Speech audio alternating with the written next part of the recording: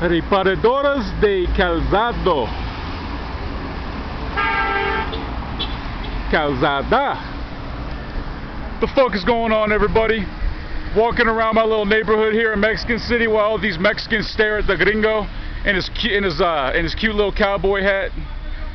The fuck is going on, y'all? So, in this video, I'm gonna talk a little bit about calzado y calzada and how to learn Spanish in Mexico, man, because by far, the biggest fucking obstacle, the biggest challenge in Mexico for me will be learning Spanish, and it already is proving to be. It's it's very humbling, we'll just say that. Like I thought I had a decent grip on it. Turns out with native speakers, I need some serious fucking work, man.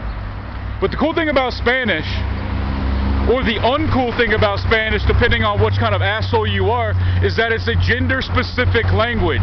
Now, I know that's not politically correct, and that's very offensive to be gender-specific. However, I'm gonna break it down for you real quick. So, calzada is this right here. It's an avenue. It's a thoroughfare where people can drive. It's got a median just like this one I'm walking right now. Calzada, that's the feminine, right? But calzado, can you guess what that is? If you speak Spanish, then you know, but a calzado is something like this. It's basically a shoe that's not mass manufactured, basically. So it's any shoe that's made like with hands. It's a shoe that's made with craftsmanship. So with Spanish, depending on what gender the word is, it can mean something completely fucking different. And that's something that I'm having to learn, you know. And you know, if anyone's thinking about going to a foreign country in general, I don't care where it is. It could be Cambodia, it could be Kenya, it could be Mexico. The best way to learn Spanish is the most uncomfortable and awkward and humbling and humiliating way to learn Spanish, and that's by total immersion. That's by giving yourself no choice but to learn.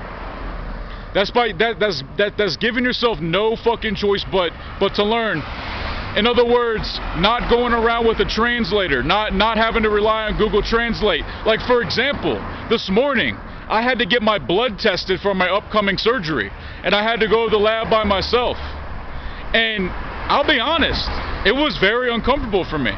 It wasn't like intimidating, or I didn't feel like I wasn't wanted.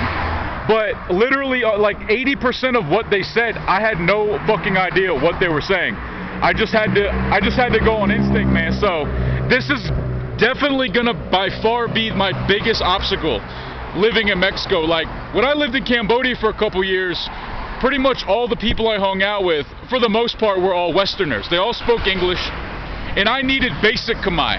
I needed basic Khmer for going shopping, for getting around, you know, to kind of get my point across. And the thing about speaking Khmer in Cambodia is that it's a much different type of language. It's a much more simplified language. It's almost like caveman language. It's very simple, but the pronunciation is tough. You know, but here in Mexico, I'm only around other Mexicans. Like, I haven't met one other American since I've been here. And to be quite honest, I don't really want to.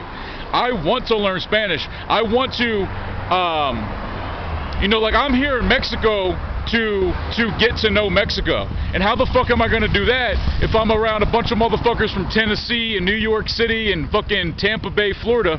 How the hell am I gonna do that, man? So anyways, guys, I thought it'd be cool just to break down the difference between calzado, calzada, considering the fact that I'm on a calzada right now and I'm wearing calzados on my feet. And that's pretty much all I have to say, guys. You got any questions, man? Pregúntame, cabrón, porque ya lo tengo todas las respuestas que tú necesites. So email me, nojokestriking@gmail.com. Bitches. Also, you guys, follow me on Instagram, y'all, @BraytonHoward. Follow me on Facebook, www.facebook.com/NoJokeHoward. All that will be in the description box below. Peace, motherfuckers.